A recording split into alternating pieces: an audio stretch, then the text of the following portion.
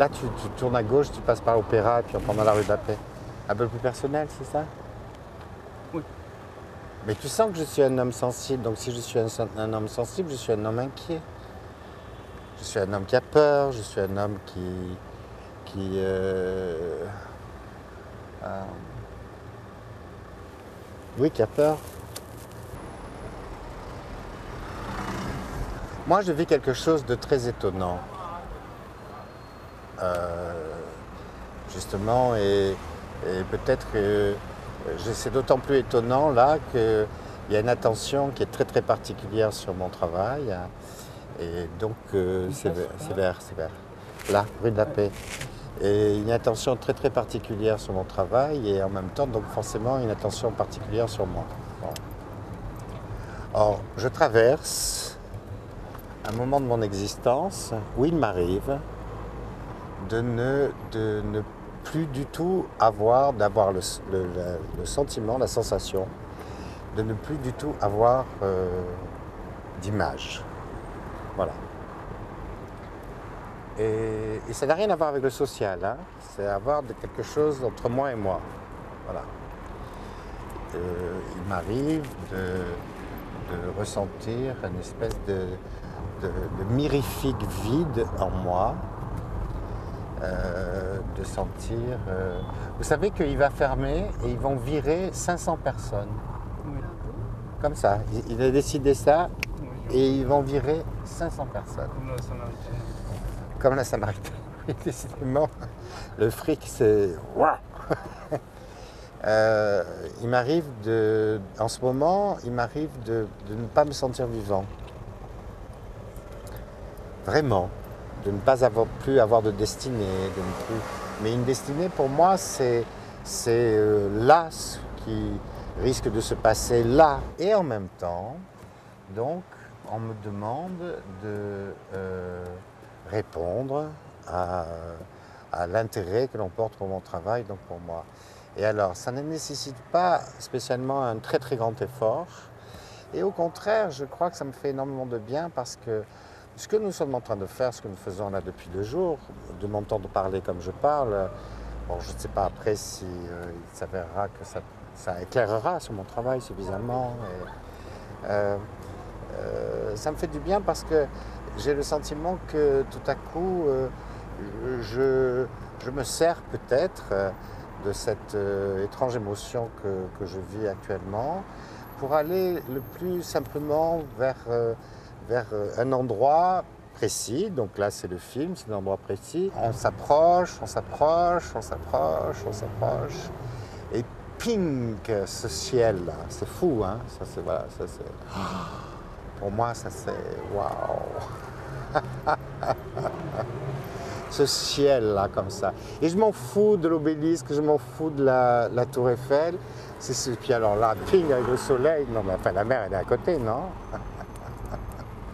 Alors, qu'est-ce qu'on fait de ça? Un homme porte un t-shirt sur lequel est écrit au feutre un texte de quelques lignes dont les mots sont en lettres majuscules. Dans les plis du t-shirt, on peut lire « Il doit apprendre, préfère son couteau, jaune dans la nuit invisible, pieds affamés de terre. » J'ai le sentiment de travailler dans l'ombre.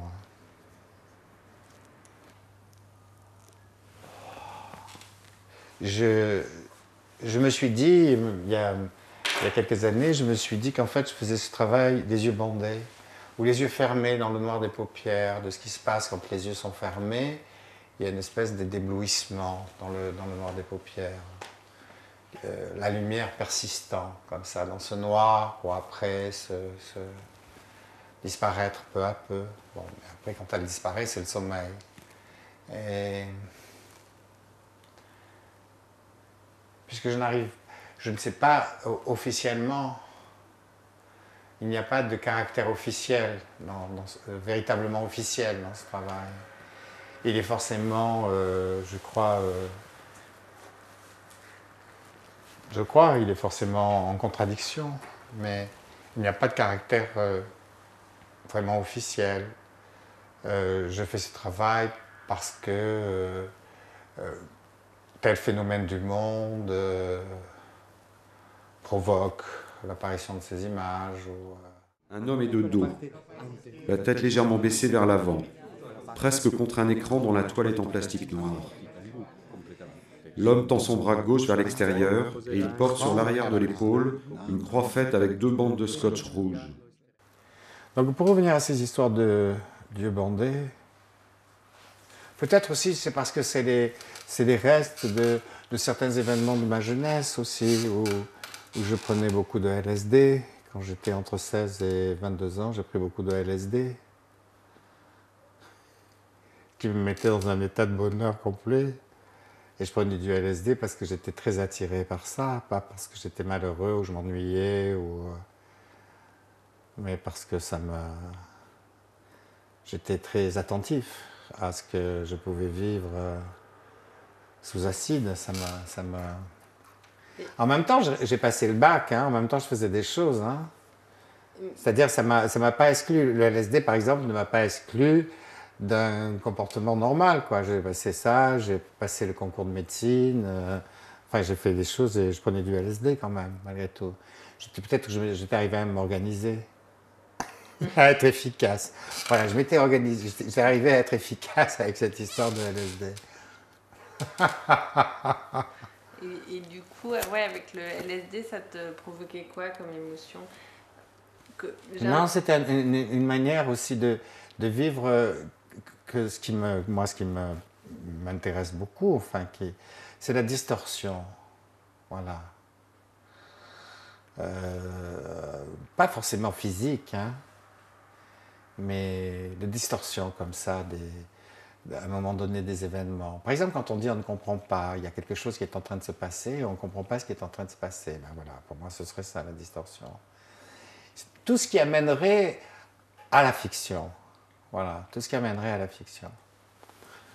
3 visages d'hommes, collés expressément les uns aux autres, apparaissent dans la lumière totale qui éclaire ainsi le lien très fort qui les relie. Leurs yeux, aux pupilles claires éclatées, sont grands ouverts, comme leur bouche. Celui du milieu a les lèvres violettes, celles des 2 autres ont une couleur naturelle. La lumière blanche ne les éblouit pas, car les 3 visages cherchent à être vus. La lumière les illumine. Et c'est peut-être la raison pour laquelle je me suis mis comme ça aussi à regarder tout le temps. Après, il y a eu l'histoire du désir. C'est-à-dire qu'il a fallu aussi vivre l'attraction pour spécifique, comme ça, regarder les hommes dans la rue, regarder les hommes dans le bus, regarder les hommes, regarder les hommes. Cet être repose sur un petit cylindre en or lui aussi, le tout au centre d'une surface de bois verni, qui renvoie donc l'image inversée de la tête de chat. Derrière, sur un panneau de bois blanc, ont été écrits en ligne des suites de petits chiffres.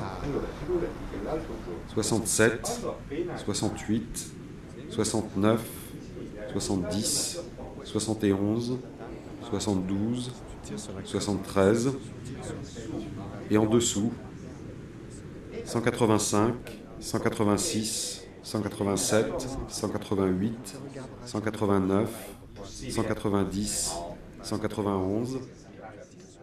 Puis après, j'ai fait son portrait, simplement son portrait. C'est après que je me suis rendu compte qu'en fait, il y avait des histoires de chiffres comme ça qui circulaient. C'est après que je me suis rendu compte qu'en fait, je n'ai pas voulu lui cacher totalement le visage, voilà, ce qui n'est pas la même chose. Et c'est pour ça que je dis que je fais le travail les yeux bandés. C'est parce que je le vois pas. Voilà. C'est-à-dire, je le vois pas, je le vois. C'est plutôt je ne le vois pas que je lui ai laissé. Parce qu'en fait, il y a un morceau de scotch qui lui tient ce truc sur le nez, là. Donc, je ne le vois pas, que je laisse son oreille. Et puis, je le vois, puisqu'en fait, c'est la photographie que je vois. Voilà. Et puis, bingo, qu'est-ce qui se passe tout à coup? Voilà, alors qu'est-ce qui se passe après tout à coup, quand la photo est là?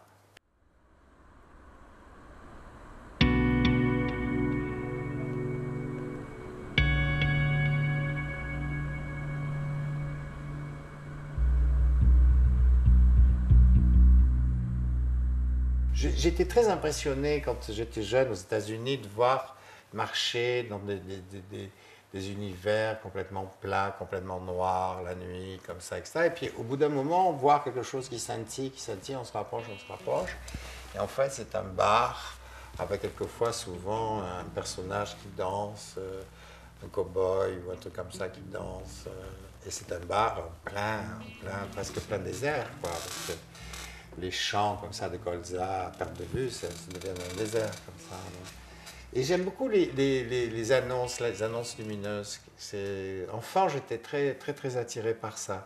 Je pense que c'est un peu ça que je fais aussi. Je fais un peu comme chaque photographe, comme une annonce lumineuse, comme ça, qu'on pourrait voir de loin, par exemple.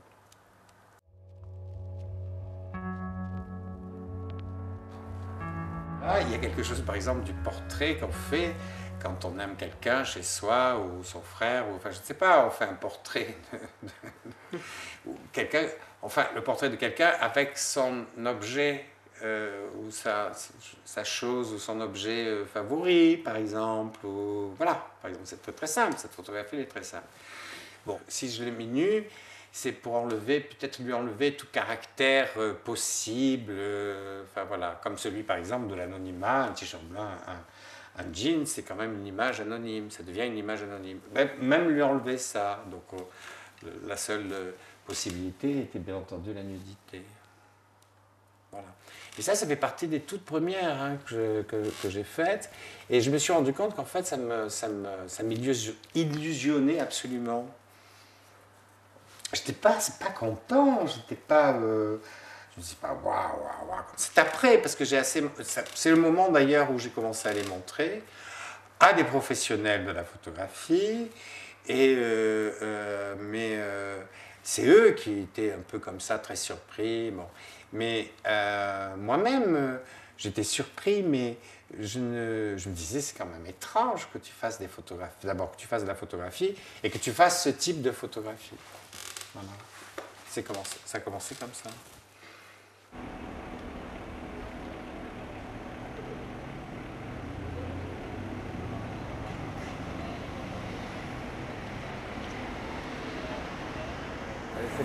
C'est beau ça. Ouais. Et on est nulle part. Voilà. On est nulle part.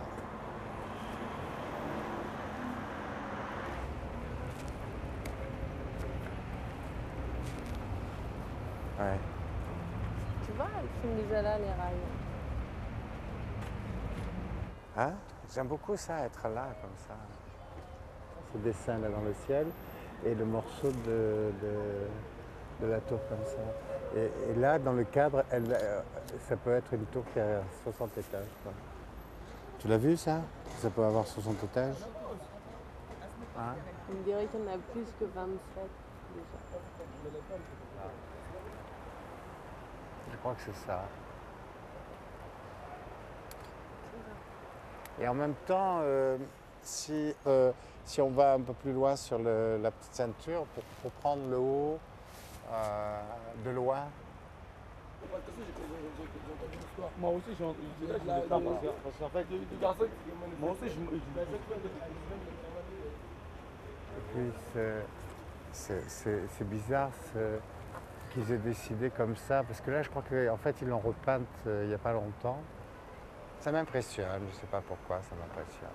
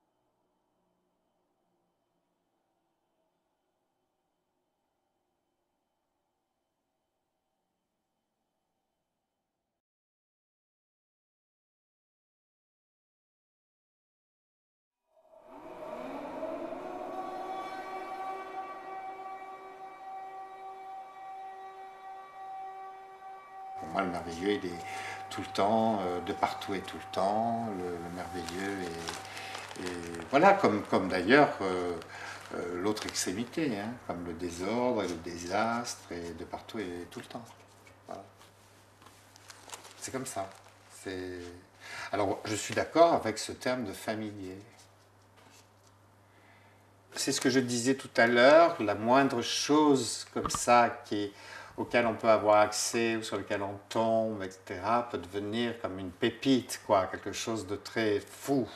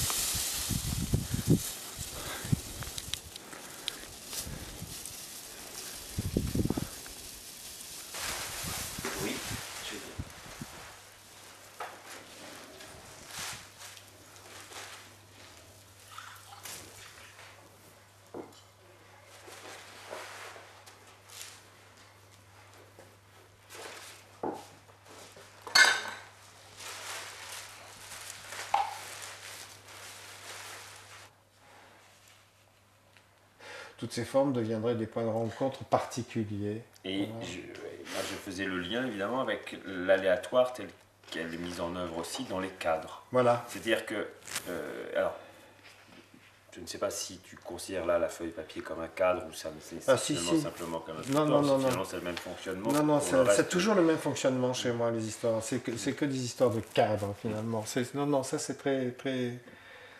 très essentiel. Et je pense que même, par exemple, dans le projet qu'on avait justement à Arson, où il y avait reprendre la mécanique des empreintes comme ça sur le sol, sur les murs, etc. Je pense que là, alors le cadre aurait existé quant à la structure de la salle, par exemple. Ça peut être ça aussi, le cadre. Oui, le cadre au sens large. Voilà, c'est le cadre au sens large. L'espace de travail, ce que tu appelles toi, ce que tu appelles ton territoire, l'abstraction, mais limité à un moment donné à l'espace dans lequel tu travailles. À ce qui est offert.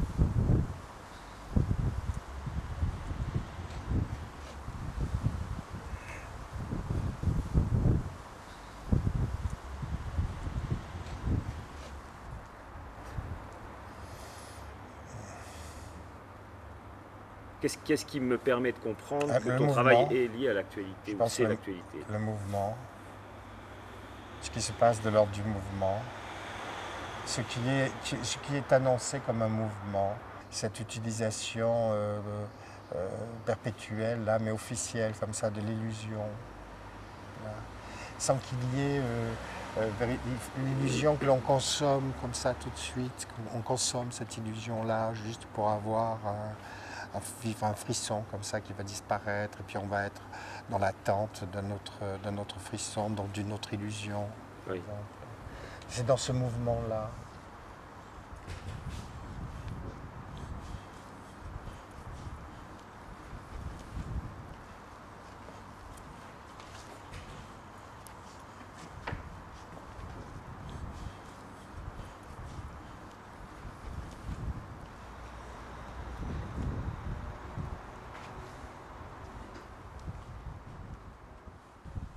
On pourrait penser que finalement il ne s'agit plus que de corps, d'histoire de corps.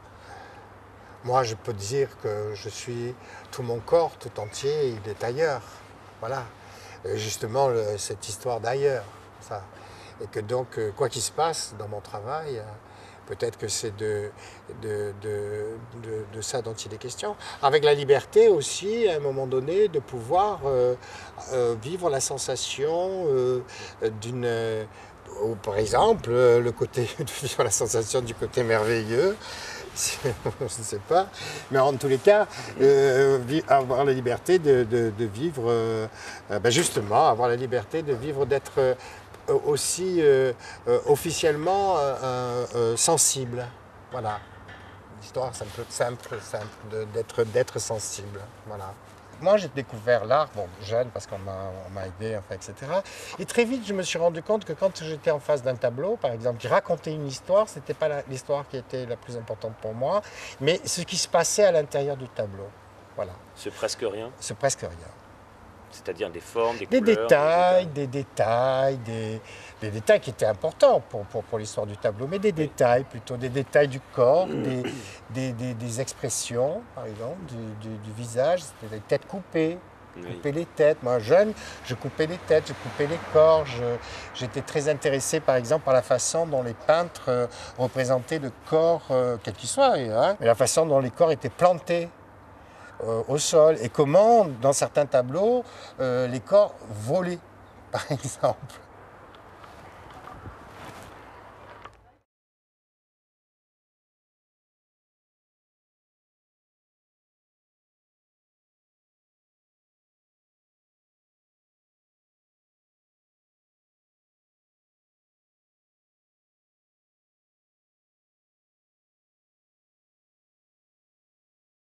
Est-ce que ce ne serait pas finalement une organisation de processus qui aboutit à la photographie, à la vidéo, ou qui peut aboutir à un moment donné à quelque chose d'autre qui pourrait être les constructions? Est-ce que ça ne pourrait pas avoir ce sens-là? Peut-être. Ça, j'en sais rien. Ça, je ne sais pas. Je ne sais pas.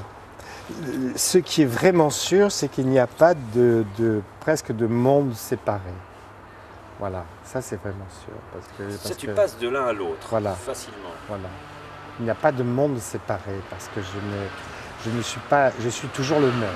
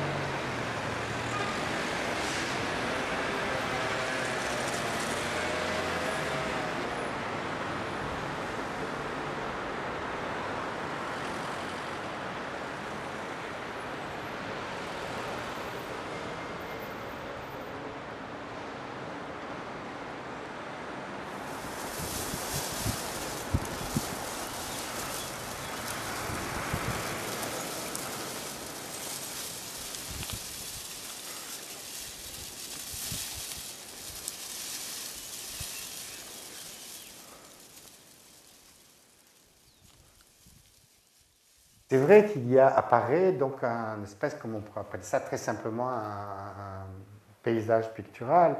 Et c'est vrai qu'apparaissent comme une forme d'annonce aussi, puisque les empreintes, ce qui paraît être invisible et qui existe quand même par rapport à des morceaux qui sont dont l'apparition est plus claire, plus franche, enfin bon.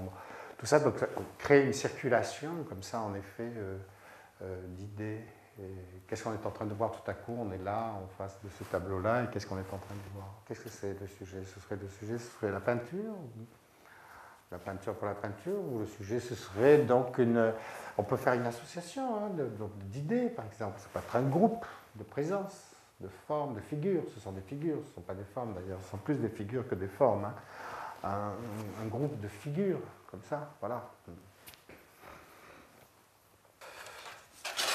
Ensemble, ça pourrait fonctionner, ça peut fonctionner aussi comme ça.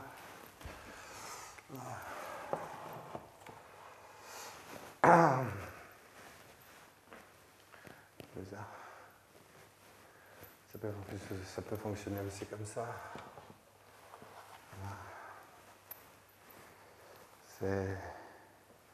C'est certainement une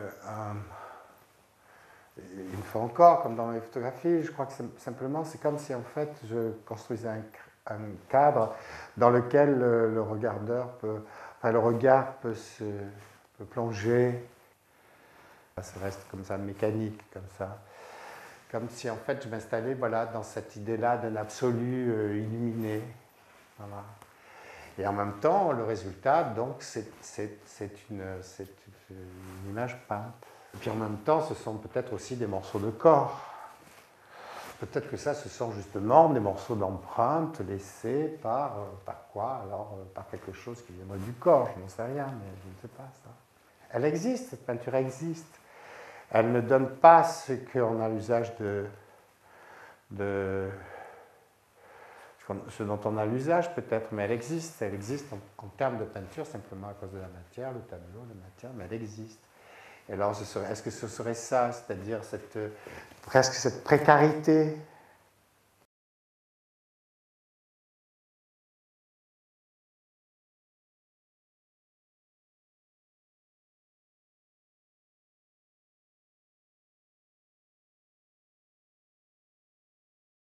Au même moment, j'ai fait ces histoires de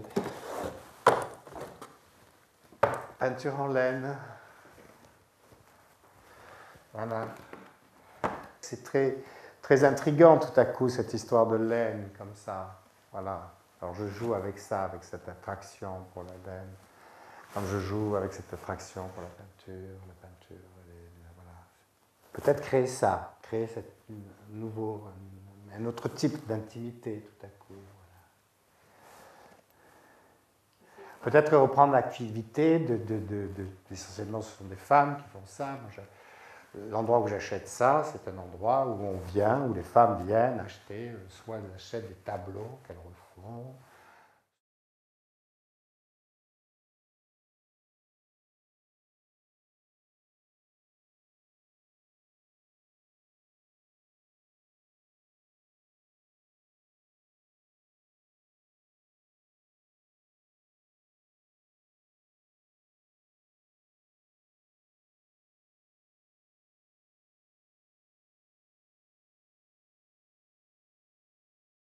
Je suis toujours le même observateur, je crois. J'observe mon travail, en fait.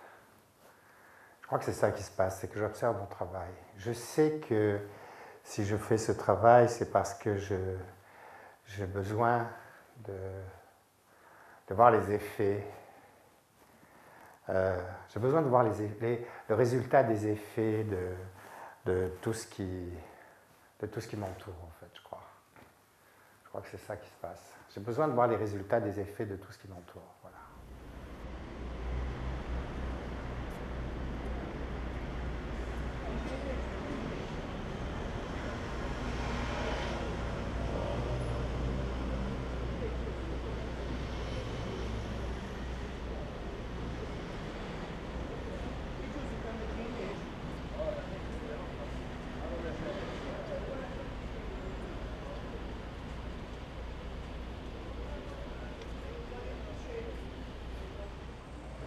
La tête légèrement baissée vers l'avant, presque contre un écran dont la toile est en plastique noir. L'homme tend son bras gauche vers l'extérieur et il porte sur l'arrière de l'épaule une croix faite avec 2 bandes de scotch rouge. La lumière blanche éclaire totalement le dos nu de l'homme et la croix rouge et devient une constellation de petites étincelles argentées. Mais je comprends pourquoi c'est la photo Georges Tournestol, parce que finalement, elle va vite, c'est très simple, c'est un jeu, elle s'appelle Ma main, ta main. C'est un jeu, en effet, c'est une question très très actuelle, c'est-à-dire quelle est la relation qu'on peut avoir avec celui ou celle qui, au départ, qui n'ont pas la même couleur de peau. Elle signale une réalité très très officielle. Et je pense qu'à partir de ce moment-là, c'est pour cela qu'elle est devenue un peu comme ça, une photo, comment on peut dire, épithète, enfin...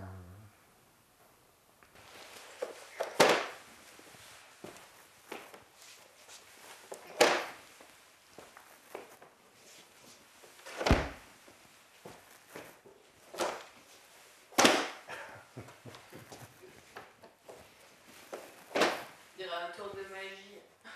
C'est beau, hein, ça, là. Hein. Alors, l'histoire des saucisses, c'était une histoire Au départ, c'était une histoire de relais, tu sais, en athlétisme.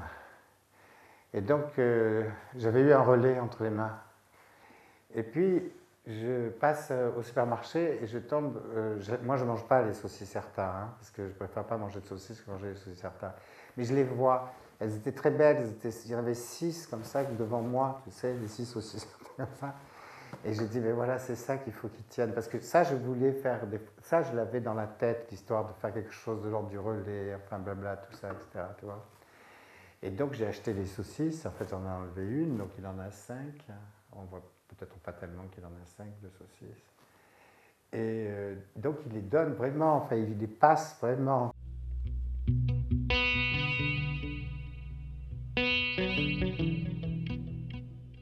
Le fait est que j'avais trouvé cette feuille cartonnée, dorée. Et en fait, elle s'est, au fil du temps, à force de la rouler, la dérouler, elle s'est martelée, comme si en fait je l'avais, moi, martelée. Et j'avais envie de cette image-là, de l'image d'un homme qui tient presque ce symbole comme ça. Qu'est-ce que ça devient? Est-ce que ça devient un bouclier? Est-ce que ça devient une image de lui-même? Qu'est-ce que ça devient tout à coup de le tenir comme ça? Et puis d'en faire un homme aussi présent, tenant ça, et puis en même temps totalement absent. Et la photographie s'appelle La Raison. Une forme en tissu d'un rouge vif dessine sur un mur une espèce de flaque suspendue. Devant cette flaque, le bras d'un homme est tendu vers le haut et se finit par un point excessivement serré. La lumière blanche éblouit le bras et le poing tendu, et elle les double d'un galon d'un noir très profond. Je reste très surpris, très en suspens. Elles sont faites, elles sont là, bon voilà, mais d'autant plus que je n'ai pas de relation vraiment particulière avec mes œuvres, mais forte, enfin bon, unique, voilà, non, je ne sais pas, mais je reste en suspens, parfois, je suis très en suspens. Est-ce que c'est pas ça maintenant, finalement, avoir une relation avec l'art, le suspens, être en suspens comme ça? Non, je ne sais pas. Être en suspens, vraiment.